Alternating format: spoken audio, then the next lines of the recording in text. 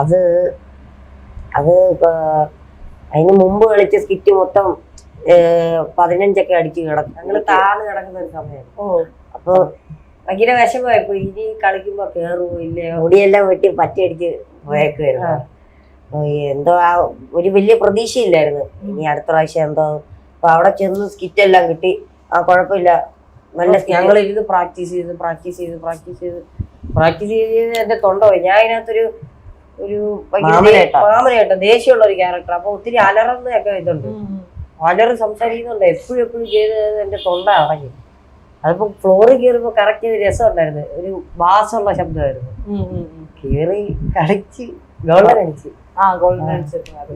അതില് നീ ആണല്ലോ അപ്പൊ പറയുന്നത്. അപ്പൊ എനിക്ക് ഇവിടെ ഫുഡൊന്നും വേണ്ടല്ലോ, അതെന്തായിരുന്നു ആ ഡയലോഗ്?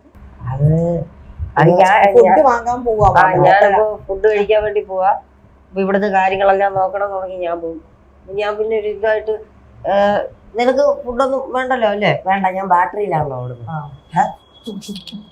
ഇതൊക്കെ നല്ല രസമായിട്ട് അപ്പൊ നല്ല ഹ്യൂമറായിട്ട് വന്നിട്ടുണ്ടായിരുന്നു. അത് ആ സമയത്ത് മഞ്ജു ചേച്ചിയൊക്കെ തന്നെയായിരുന്നു അല്ലേ?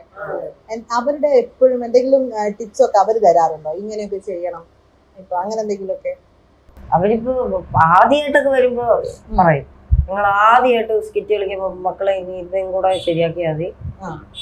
മഞ്ജുവിന്റെയൊക്കെ ആദ്യമായിട്ട് വരുന്ന എല്ലാരോടും പറയും, നിങ്ങൾ ഇച്ചിരി കൂടെ ഇതാക്കണം. പറയും. ഇനി ഞാൻ റാൻഡമായിട്ട് കുറച്ച് ക്വസ്റ്റ്യൻസ് ചോദിക്കാം, കുറച്ച് ആൾക്കാരുടെ പേര് പറയാം. അപ്പൊ അവരെ കുറിച്ച് നിങ്ങൾക്ക് എന്താണ് തോന്നുന്നതെന്ന് ജസ്റ്റ് ഒന്ന് പറഞ്ഞാൽ. ഓക്കെ, ഫസ്റ്റ് നമുക്ക് മഞ്ജു ചേച്ചിയിൽ തന്നെ സ്റ്റാർട്ട് ചെയ്യാം. എന്താണ് മഞ്ജു ചേച്ചിനെ കുറിച്ച് പറയാം? ഒരു അമ്മേനെ പോലെ, വഴക്കൊക്കെ പറയും. എപ്പോഴെങ്കിലും വഴക്ക് കേട്ട എന്തെങ്കിലും ഇൻസിഡന്റ് ഓർമ്മയുണ്ടോ? അങ്ങനെ ഭയങ്കര ദേഷ്യമായിട്ട് കണ്ടു കഴിയുമ്പോ ചെവിക്കാ പിടിക്കുക. ഞങ്ങളെ കാണുമ്പോ ചെവിക്ക് പിടിക്കുക, എന്നാണ് എന്നൊക്കെ ചോദിച്ചു. നൈസാണ്. ഓക്കെ, അടുത്ത ആള് കാർത്തിക്. കാർത്തികേട്ട ഞങ്ങളെ ഈ ഒരു ഏജില് ഉള്ള ആളെ ഞങ്ങളെ കൂട്ടുകാരുന്ന് പാവാണ്. എന്തെങ്കിലും പറ. ഇവരെല്ലാം പറയാനുള്ളു. അപ്പൊ ഞാൻ പറഞ്ഞു, ഞാൻ രണ്ടുപേരും കേൾക്കുന്നുണ്ട്. നിന്റെ ഒരു ഒപ്പീനിയൻ പറയാനുള്ളൂ. പിന്നെന്താ ചെയ്യാ. ഓക്കെ, ഇനി അടുത്ത ആള് സാബു ചേട്ടൻ. സാബുങ്ങളെന്ന് പറയുന്നത് എന്ത് പറയാ, എന്താണ്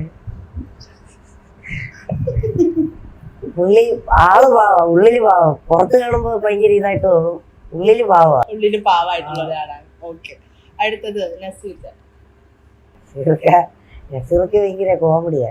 ആണോ? പക്ഷെ ഏറ്റവും കൂടുതൽ ഒന്ന് ബസറ അടിച്ചു കിട്ടാൻ കുറച്ച് പാടാണ് കോമഡി. അതെ.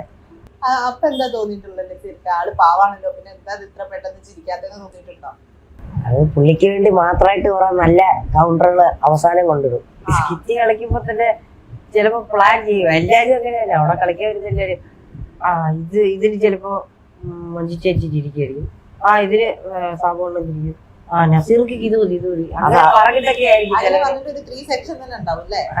എല്ലാരും അങ്ങനെ അവിടെ കൗണ്ടർ സെറ്റ് ചെയ്യുന്നത്. ചിലപ്പോ ഒരാള് ആദ്യമേ തുടക്കം, ചിലപ്പോ ഒരാള് ഫ്ലോറിലായിരിക്കും, അവിടെ ആ വിഷയം പറയും. എന്തുവാ, ചിലപ്പോ പഞ്ചായത്തിനെ കുറിച്ചായിരിക്കും, പഞ്ചായത്തിൽ വെള്ളമില്ല, അത് ആദ്യമേ ഞാൻ പറഞ്ഞു തീർക്കും. അത് കഴിഞ്ഞായിരിക്കും ഇവന്റെ എൻട്രി വരുന്നത്. അല്ലെങ്കിൽ ഒരുമിച്ച് നിന്നായിരിക്കും സ്കിറ്റ് തുടങ്ങുന്നത്. അത് എനിക്കൊരു കൗണ്ടർ ഉണ്ട്, ഞാനത് പറഞ്ഞു കഴിയുമ്പോൾ അടുത്ത ഇവനായിരിക്കും കൗണ്ടർ. ഞങ്ങൾ അങ്ങനെ ആയിരുന്നു, അല്ല ഫുൾ ഒരാൾക്കായിട്ടല്ല, ഇങ്ങനെ മാറി മാറി മാറി ഇങ്ങനെ. ഇനി ഇടയ്ക്ക് വരുന്ന പോകുന്ന ആളാണ് രമേശ് പിഷാരടി. പുള്ളിക്കാരനെ കുറിച്ച് എന്താ പറയാനുള്ളത്? അഭിനയിച്ച സിനിമയെ കുറിച്ചൊക്കെ ചോദിച്ചിട്ട് നിങ്ങൾ ഇരുന്ന് പെട്ടെന്ന് നമ്മുടെ കിട്ടത്തില്ല.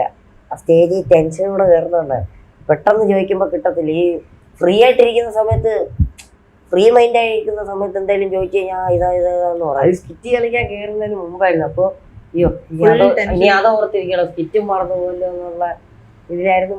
പെട്ടെന്ന് പറയാൻ ഒന്നും കിട്ടത്തില്ല. ഭയങ്കര ടെൻഷൻ ആയിരിക്കും അല്ലേ ആ സമയത്ത്?